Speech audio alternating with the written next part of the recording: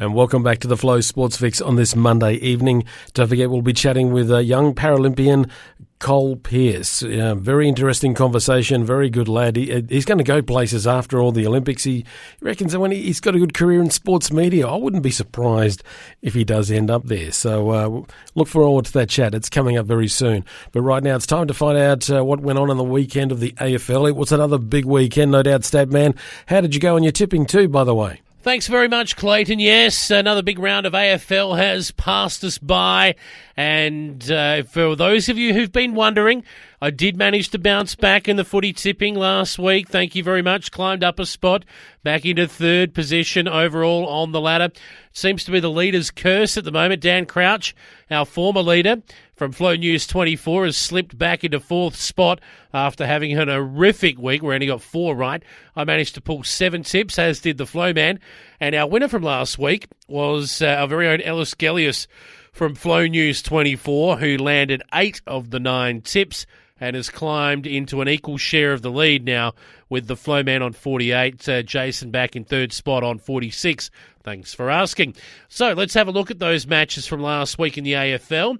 And we'll start with one of the ones that I got wrong, and that was the Friday night clash between Geelong and Richmond. Richmond dominated the first quarter of this game, and it looked as though the tip was safe in the keeping. However, the Cats had other ideas. They stormed back into the game and trailed just marginally at half-time. And from half-time on, it was an absolute slaughter. Jeremy Cameron was outstanding for the Cats, as was their other forwards in Tom Hawkins and Gary Rowan. Between them, they booted 15 goals, if you don't mind. And they were far too good for the Tigers, who looked tired. So 19-12-126, Richmond 9-9-63. Well done to the Cats. Moving on to Saturday's matches, and this is one of the ones I got right. I tipped the Saints to beat the Suns, and they did, albeit they did it the hard way, both sides. 8-15-63 St Kilda. The Gold Coast Suns 7-12-54, a scrappy and inaccurately kicking game in front of goal, at least anyway, which saw the Saints recover from a pretty poor start to just do enough to get over the line by 9 points. We move on to one of the games of the season on Saturday afternoon. This was GWS taking on the Bombers, and it was the Giants prevailing by 2 points in an absolute thriller, 16-11-107 to the Bombers, 16-9-105. Merritt again outstanding in this clash. The Giants had winners all over the ground as well. It was a super game of football, and well done to GWS. They're climbing the ladder right now. We'll have a look at the ladder a little bit later on. Collingwood survived a bit of a scare from North Melbourne. They were pretty comfortable for most of the game, to be honest, but a late surge from North Melbourne threatened to have them fly back into the contest. They ran out of time, though, and it was the Magpies 14-10-94, North Melbourne 11-10-76. Jordan Ngoe, the star up forward, booting 6 for the Magpies. And Nathan Buckley relented and sent Darcy Moore back into defence with immediate results.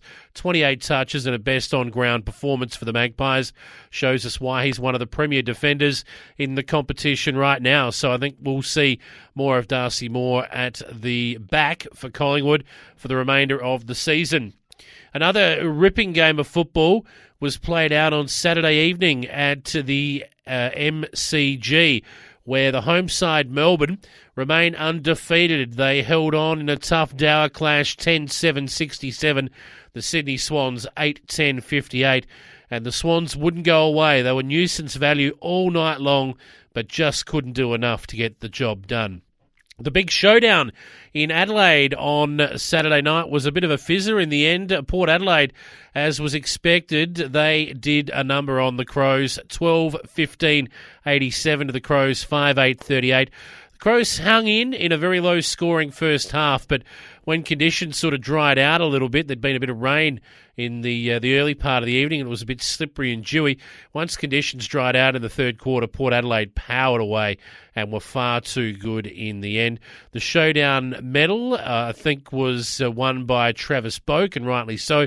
He was outstanding on the night, and they had plenty of winners all over the ground. The power for the Crows, Rory Sloane was their best, back in the side after a couple of weeks off with a nasty eye injury. Not a lot of winners up forward. Tex Walker was held very quiet, goalless in fact, for the first time this year. And Himmelberg no good. They're small forwards. They've got some injuries out of this game, the Crows, so not a good night all round for the Adelaide Footy Club.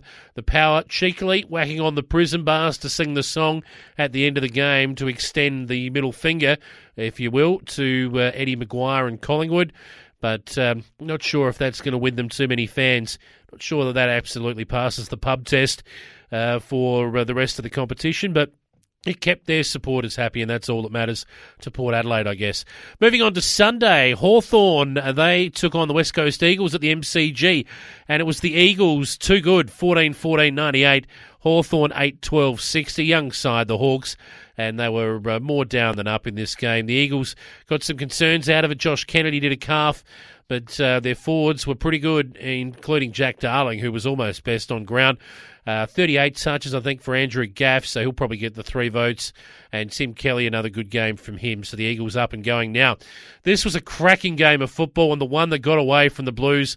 They led by 27 points against the Western Bulldogs late in the third quarter, and watched the Dogs kick 8 in a row to surge past them, and they ended up winning the Bulldogs 16-11-107 to Carlton 13-13-91. And for Blues fans, they've watched their team do it again, toss away an impregnable lead, one that should have seen them victorious and put them another couple of rungs up on the ladder. As it is, Carlton now will look to have to be, or they'll have to probably be content with somewhere around the middle of the pack for most of the season. And it's another indictment on that footy club that they just can't get it right when it matters. And finally, a game which turned into a bit of an arm wrestle after half-time, but Brisbane, they managed to put away the Fremantle Dockers before half-time and to do just enough in the second half to run out comfortable winners, 14-11-95 to 10-11-71. I don't think they'd be overly happy with their second half, Brisbane, but they'd done enough to half-time. They led by 6 goals at the long break and were never in any real danger of losing the match.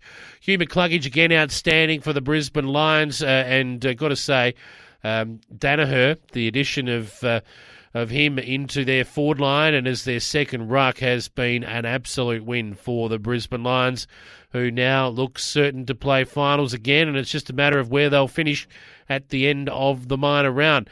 Another fascinating round of football it was in the AFL, Clayton. I hope everyone did okay with their tips. We'll have a look at our tips coming up on Thursday for round 9. Until then, enjoy the football. Tomorrow, we'll have a look at local netball results from across our Flow network.